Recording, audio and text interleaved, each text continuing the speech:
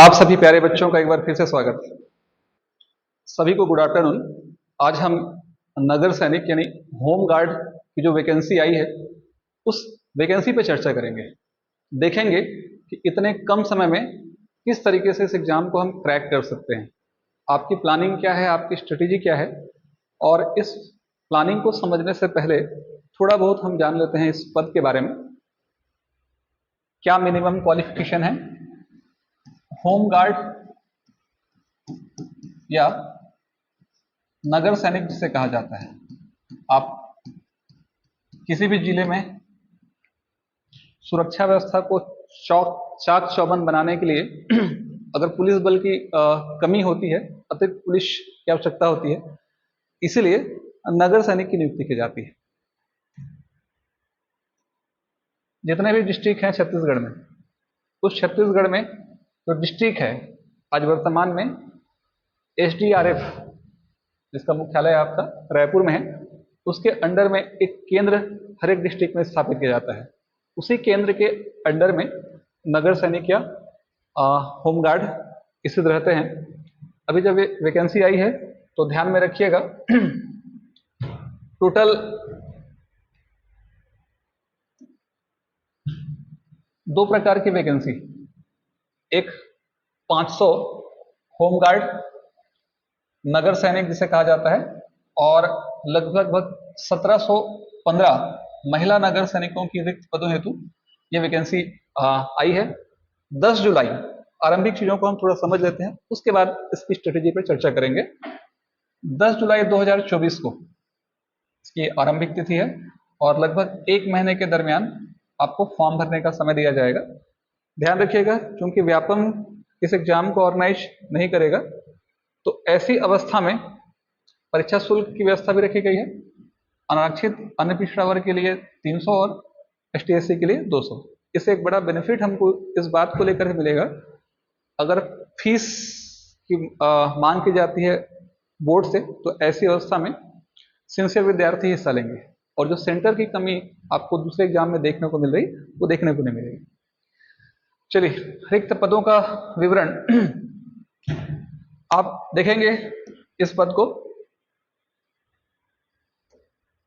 तो लगभग 500 जो नगर सैनिक हैं, रायपुर, दुर्ग, बेमेतरा, बालोद, राजनांदगांव, कबीरधाम, बिलासपुर, इन सब जिलों में लगभग 170 पोस्ट पुरुषों के लिए है, जिसमें 59 महिलाओं के लिए आरक्षित है और अदर कैटेगरीज के लिए आरक्षण दिया है। Total 500 post. अगर जनरल कैटेगरी की हम बात करें तो आप ध्यान रखिएगा 170 में अगर आप 59 जोड़ेंगे मतलब लगभग 7 6 13 230 पोस्ट हैं। बाकी जो पोस्ट रहेंगे वो आरक्षित होंगे। उसके बाद जैसे आप आगे बढ़ेंगे तो 1715 महिला नगर सैनिकों की नियुक्ति का प्रावधान रखा गया है। सभी जिलों के लिए किन किन जिलों पे सीटें हैं या नहीं, आप इसको डिटेल में देख सकते हैं। सबसे इंपॉर्टेंट चीज ध्यान में रखिएगा, 2 महत्वपूर्ण बिंदु। स्पष्ट रूप से कह दिया गया है कि उम्मीदवार को संबंधित जिले का मूल निवासी होना आवश्यक है। यानी उम्मीदवार को अगर किसी भी जिले का जब तक वो मूल निवासी नहीं होगा तो उस जिले में प्राप्त वैकेंसी के अलावा दूसरी वैकेंसी को नहीं भर सकता। जैसे अगर आप मान लीजिए कि रायगढ़ जिले से बिलोंग करते हैं, रायगढ़ का मूल निवास प्रमाण पत्र आपके पास है, लेकिन अगर रायगढ़ जिले में पोस्ट अगर नहीं निकला है तो आप इस पोस्ट को नहीं भर पाएंगे। ये दोनों के लिए है, महिला नगर सैनिक के लिए भी और पुरुष नगर सैनिक के लिए भी। स्पष्ट रूप से बोल दिया गया है कि यह नियमित शासकीय सेवक नहीं होंगे, लेकिन उसके बावजूद आप ध्यान रखिएगा, थोड़ा बहुत मैंने एनालिसिस किया है, उसके आधार पर अगर देखा जाए तो 98 के आसपास भर्तियां हुई थी और उस समय कोई व्यक्ति अगर 98 से होम गार्ड है आज के डेट में तो उनकी तनख्वाह लगभग 19-20 हज़ार के आसपास है। लेकिन पहले की जो भर्तियां थी दूसरी संस्था से होती थी, अब जो भर्तियां हो रही हैं उसमें जो वेतनमान है वो अभी उनको अधिक मिल रहा है। अभी जब भर्तियां हो रही हैं तो कहीं ना कहीं मेरे एक अंदाजा है, एक अनुमान है कि आपका जो वेतनमान होगा वो 20,000 से प्लस होगा, 20,000 से ऊपर होगा। इस बेरोजगारी के आलम में अगर 20,000 से भी अगर ऊपर आपको तनख्वाह मिलती है तो आप जरूर ज्वाइन कीजिए, और ज्वाइन करने के साथ साथ जो है आर्थिक रूप से जब मजबूती आएगी तो आप दूसरे एग्जाम की तैयारी करने में आपको सहूलियत हो जाएगी। इसलिए 20 प्लस होना चाहिए ये तनख्वाह। पहली और अंतिम शर्त, आपके पास मूल निवास प्रमाण पत्र होना चाहिए संबंधित जिले का और नियमित पद नहीं है। इसके बाद हम डेट की बात करें तो 1 जुलाई 2024 को, ध्यान देना इस चीज को आप, 1 जुलाई 2024 को रखा गया है। 19 से लेकर के 40 साल के बीच के व्यक्ति ही क्या कर सकते हैं, इसको भर सकते हैं। कुछ कंडीशन दिए गए हैं। आत्मसमर्पित और नक्सल पीड़ित व्यक्तियों या उनके परिवार सदस्यों को इस पद पर नियुक्त करने के लिए एज 45 हो सकता है। मिनिमम क्वालिफिकेशन की हम बात करेंगे तो पुरानी शिक्षा प्रणाली के हिसाब से अगर आप देखेंगे तो 10वीं, या सरल भाषा में कहें आज के हिसाब से अगर हम कहेंगे तो 12वीं उत्तीर्ण, यानी मिनिमम क्वालिफिकेशन 12th होना चाहिए। 12th किसी भी स्ट्रीम में अगर पास है तो व्यक्ति इस फॉर्म को भर सकते हैं। हाँ, अनुसूचित जनजाति के लिए 8वीं कक्षा का उत्तीर्ण होना आपको आवश्यक है। नक्सल प्रभावित क्षेत्रों के लिए ध्यान रखिएगा, शैक्षणिक योग्यता 8वीं पास और अनुसूचित जनजाति यानी एसटी कैटेगरी के लिए 5वीं पास। इस बात को भी आपको समझना पड़ेगा।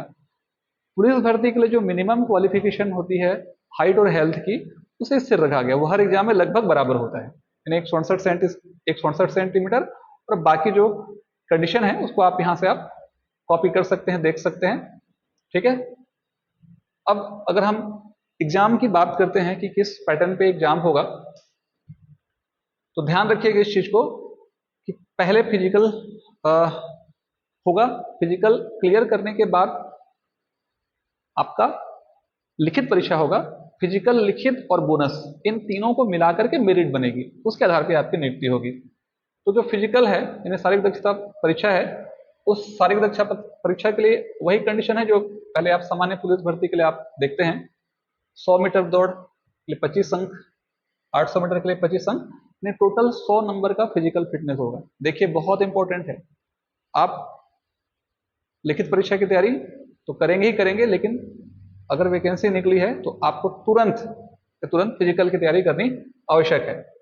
इसके बाद कुछ कंडीशन और टर्म्स दिए गए हैं कि किनको छूट दिया जाएगा, इसमें उसे आपको ध्यान रखना पड़ेगा। जैसे ही अगर आप एक महत्वपूर्ण बिंदु पर चर्चा करना भूल गया मैं, आपको फिजिकल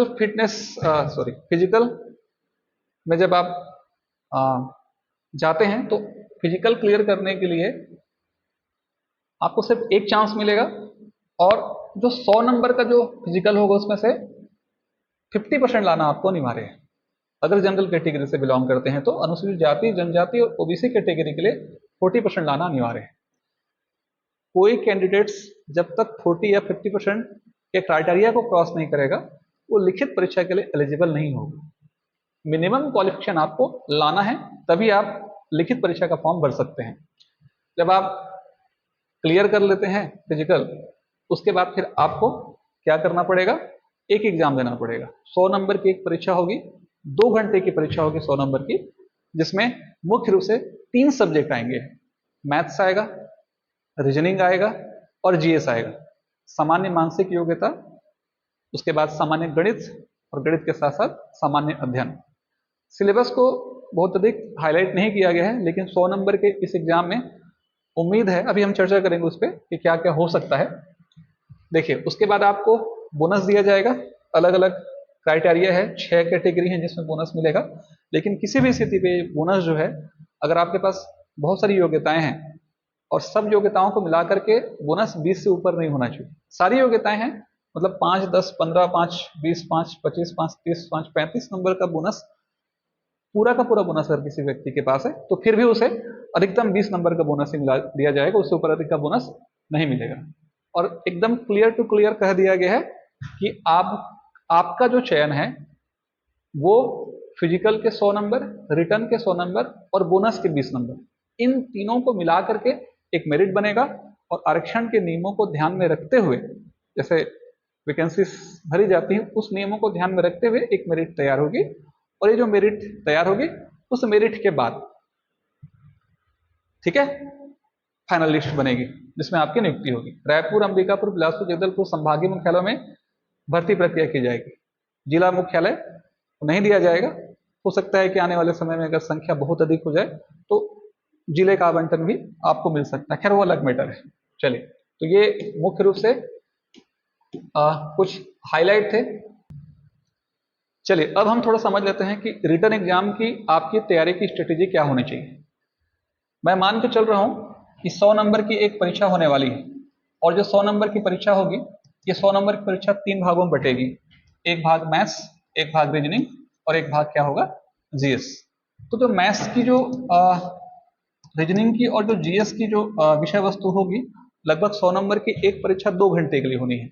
इसे आप समान अंकों में डिवाइड कर सकते हैं, 33 33 34 कर सकते हैं, या लगभग लगभग एक सब्जेक्ट 40 मान लीजिए, दूसरा 30 30 मान लीजिए। मतलब मोटा मोटा एक हिस्से से 30 से 40 क्वेश्चन आने हैं। इसका मतलब यह हुआ कि आपको इन तीनों एग्जाम की तैयारी करने के लिए आपको समान समय देना पड़ेगा। मैथ्स को कम से कम 1 घंटा, रीजनिंग को 1 घंटा और जीएस को 1 घंटा देना पड़ेगा।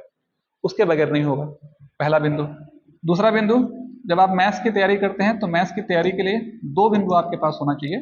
पहला महत्वपूर्ण बिंदु, आर.एस. अग्रवाल की एक बुक होनी चाहिए। आर.एस. अग्रवाल की बुक होने के साथ साथ आपके पास अनसॉल्व के क्वेश्चन होने चाहिए। पिछले 10 सालों में जो व्यापम और पीएससी ने जो भर्ती परीक्षाएं ली हैं, उसके आपके पास अनसॉल्व हो, उस क्वेश्चन के पैटर्न को आपको समझना है। और जो महत्वपूर्ण टॉपिक हैं, जो हमेशा आपके एग्जाम में क्वेश्चन पूछे जाते हैं, जैसे लाभ हानि, प्रतिशत, अनुपात समानुपात, औसत, ठीक है, जहां से क्वेश्चन आपको आने ही हैं, ठीक है, क्षेत्रफल, क्षेत्रमिति, उन सारे अध्यायों को आप क्वेश्चन अधिक से अधिक बनाइए, अधिक से अधिक प्रैक्टिस कीजिए। उसके साथ जब हम रीजनिंग की बात करते हैं तो रीजनिंग के लिए एक बुक आती है दीपक कुमार की। दीपक कुमार की पुस्तक अगर आप पढ़ेंगे तो सफिशियंट है। दीपक कुमार की रीजनिंग मार्केट से मंगा लीजिए, उससे अभ्यास कीजिए। और व्यापम में रीजनिंग के जितने भी क्वेश्चन अधिकांशतः पूछे गए हैं, जैसे रक्त संबंध, ब्लड रिलेशन, ठीक है, पासा, जो रैंकिंग या डायग्राम वाला पार्ट, जितना भी सममिति, एनालॉजी, क्लासिफिकेशन, ठीक है, ये जितने भी पार्ट आप अधिक से अधिक प्रैक्टिस कर सकें, ठीक है। और प्रैक्टिस करने का आधार मैंने आपको बताया, कंसोल्व मंगाइए, कंसोल्व में देखिए कि पिछले 10 सालों में क्या क्या क्वेश्चन रीजनिंग से आया है, उस अध्याय को पहले आप तैयार कीजिए। उसके बाद जो तीसरा नंबर है वो है जीएस। तो जीएस तो अथाह है, समुंदर से मोती निकालने के जैसा है, लेकिन जीएस को भी हम 2 भाग में तोड़ेंगे। पहला सामान्य अध्ययन, सामान्य जीएस, यानी संविधान, इतिहास, भूगोल। इसके अलावा दूसरा जो है छत्तीसगढ़, सीजी। दोनों को आप बराबर हिस्से में पढ़ लीजिए।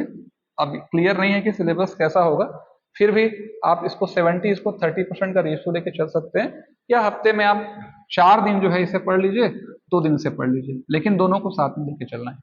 जीएस की तैयारी करने का भी आधार आपके पास है, बहुत सारे मार्केट में बुक है। आप नहीं कर सकते कि कैसा क्वेश्चन आएगा, डिटेल भी आ सकता है, ठीक ठाक भी आ सकता है, फिर भी आपके पास अनसॉल्व होना चाहिए। अनसॉल्व के सारे 10 साल के क्वेश्चन आप सॉल्व कीजिए, और मेन जो टॉपिक है हर अध्याय से, उस अध्याय का अभ्यास कीजिए। आप इतिहास पढ़ रहे हैं तो मौर्य काल पढ़ना है, गुप्त काल पढ़ना है, मुगल काल पढ़ना है, वो कंपलसरी है, वहां से क्वेश्चन आना। आपको एक एग्जाम्पल दे रहा हूँ, विजयनगर साम्राज्य पढ़ना है, आधुनिक भारत पूरा पढ़ना है, आप संविधान पढ़ रहे हैं तो राष्ट्रपति पढ़ना है, मौलिक अधिकार पढ़ना है, मौलिक कर्तव्य पढ़ना है, संसद की कार्यवाही पढ़नी है, करेंट से क्वेश्चन आएगा। आप इसमें थर्ड जो है आप करेंट को भी आप ऐड कर सकते हैं, करेंट अफेयर्स भी जरूरी है।